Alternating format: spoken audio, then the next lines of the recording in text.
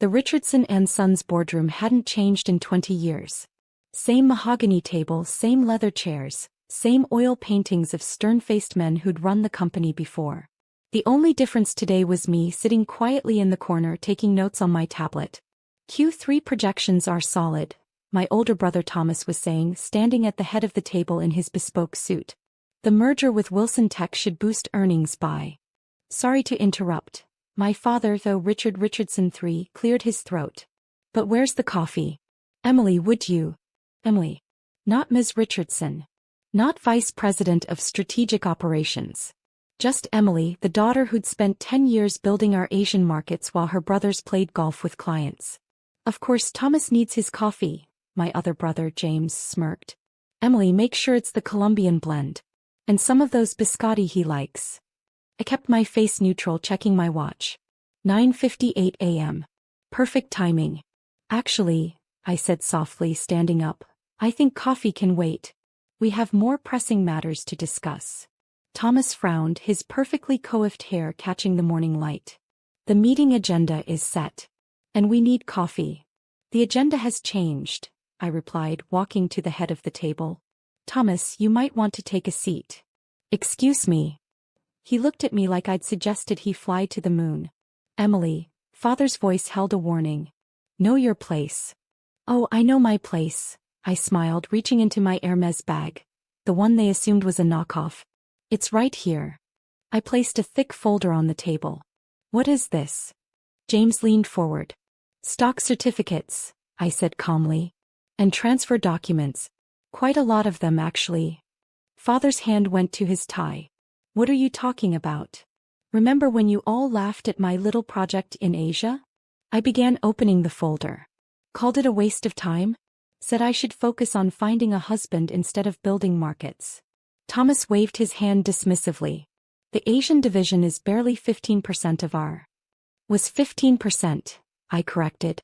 Before I used those profits to start buying shares. Through various holding companies, of course. You'd be amazed what you can accomplish when no one takes you seriously. The color began draining from my father's face as he looked at the documents. These dates. These purchases. Go back 5 years, I nodded. A little here, a little there. While you were all focused on your merger, I was focused on something bigger. James grabbed some of the papers, his hands shaking slightly. This can't be right. These holdings would mean that I own 52% of Richardson and Sons? I smiled, taking the seat at the head of the table. As of 9 a.m. this morning, yes. I do. The silence that fell over the room was absolute. Even the traffic noise from 40 stories below seemed to fade away. Now then, I straightened my jacket. As majority shareholder, I call this meeting to order. And no, Thomas, I won't be getting your coffee. This is impossible, Thomas sputtered, still standing. The family trust, the voting shares, are now mine, I finished, pulling out more documents. Along with controlling interest in all subsidiary companies. Would you like to see the paperwork?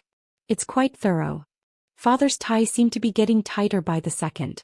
Emily, what have you done? What you taught me to do, Father. Remember? Business is about seeing opportunities others miss. Though I doubt you meant for your only daughter to apply that lesson quite this way. James was frantically typing on his phone. The lawyers, they would have caught this. Our lawyers work for the company, I reminded him. And as of today I am the company. I gestured to his phone. But please call them. They'll confirm everything. The boardroom doors opened and my assistant Margaret walked in with a team of people none of them recognized. Perfect timing, I smiled. Everyone meet our new executive board. Harvard MBAs, Wharton PhDs, and actual experience in global markets. Unlike some people who got their positions through DNA. You can't just replace the board. Thomas shouted. Article 7, Section 3 of the company bylaws. I quoted. The majority shareholder can restructure the board at any time, provided proper notice is given. I slid another document across the table. Notice was given 30 days ago. To the company lawyers. Who, again, work for me. Father's hand shook as he reached for the paper. 30 days. But that means that I knew the Wilson Tech merger was a mistake? Yes.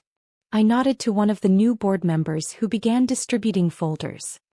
Their technology is 3 years behind our Asian competitors. The merger would have tanked our stock within 6 months. We spent a year on that deal, James protested weakly. You spent a year playing golf and congratulating yourselves, I corrected, while I was building relationships with actual tech innovators in Seoul and Shanghai. Thomas finally sank into a chair, his legs seemingly giving out. The family, the legacy, will be just fine, I assured him. Under proper management. Starting with some long overdue changes. I pressed a button and the boardroom screens lit up with organizational charts. Thomas James, you'll be transitioning to non-executive roles. Generous compensation packages, of course. Can't have the Richardson boys looking poor at the country club. And me. Father's voice was barely a whisper. You, Father, will be announcing your retirement. Today.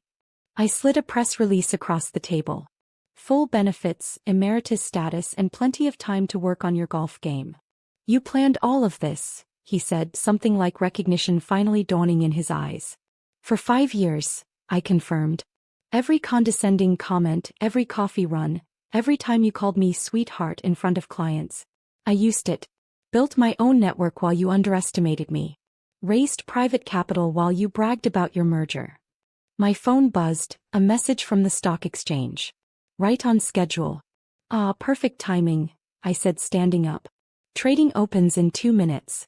Would anyone like to watch the share price when we announce the merger is cancelled and reveal our new partnerships with 3 of Asia's largest tech firms?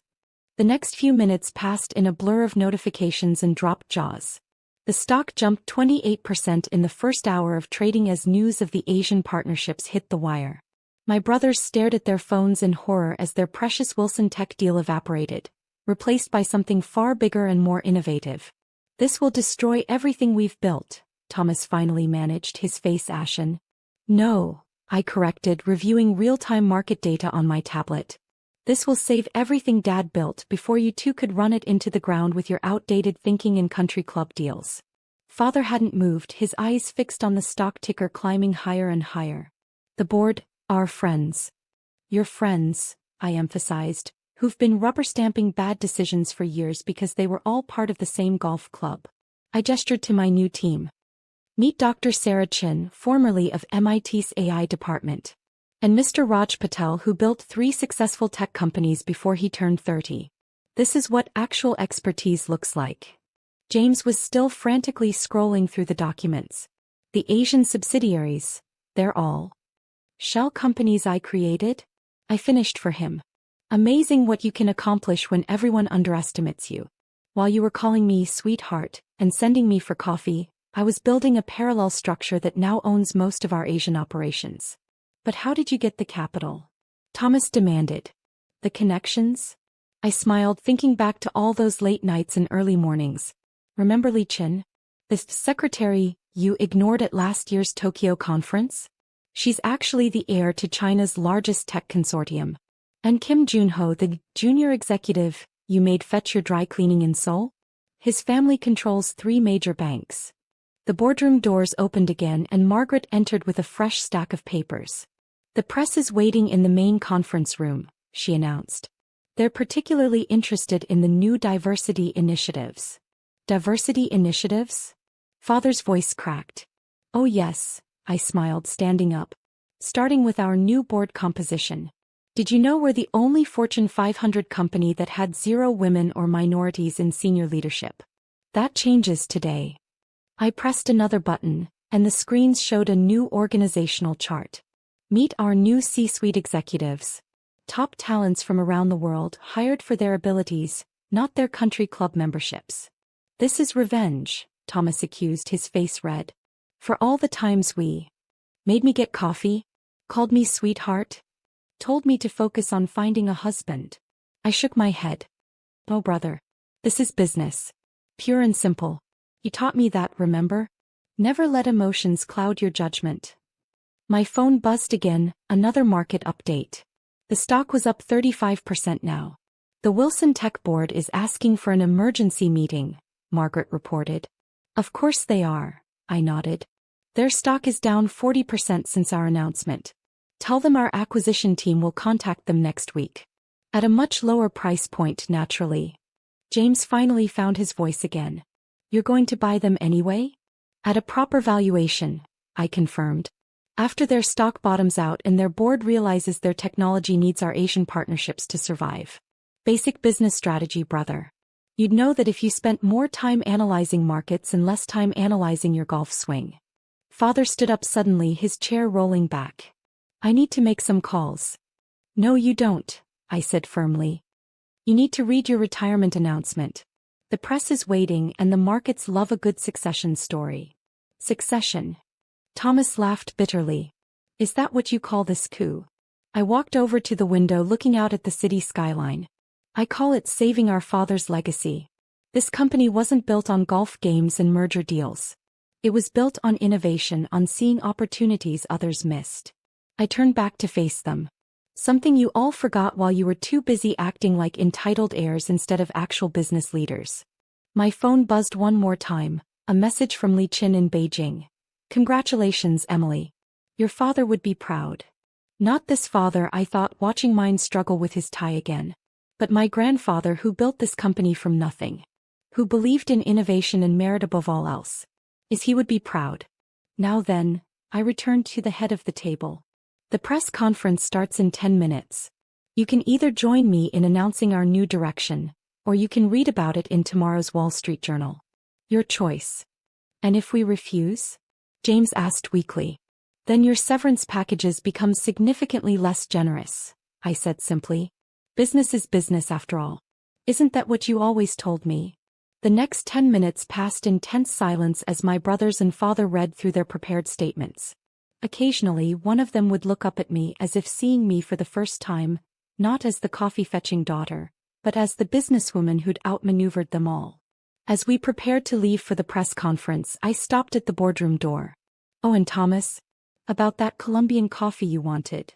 He looked up, his face still shocked. The new executive dining room serves better beans. From one of our new Asian partners. You should try it sometime. I smiled. Assuming you still have dining room privileges after today. The door closed behind me with a satisfying click, leaving them to digest not just their lack of coffee but their new reality. Sometimes the best revenge isn't serving it cold, it's serving it with a side of market-shifting business strategy. And not a single cup of coffee in sight.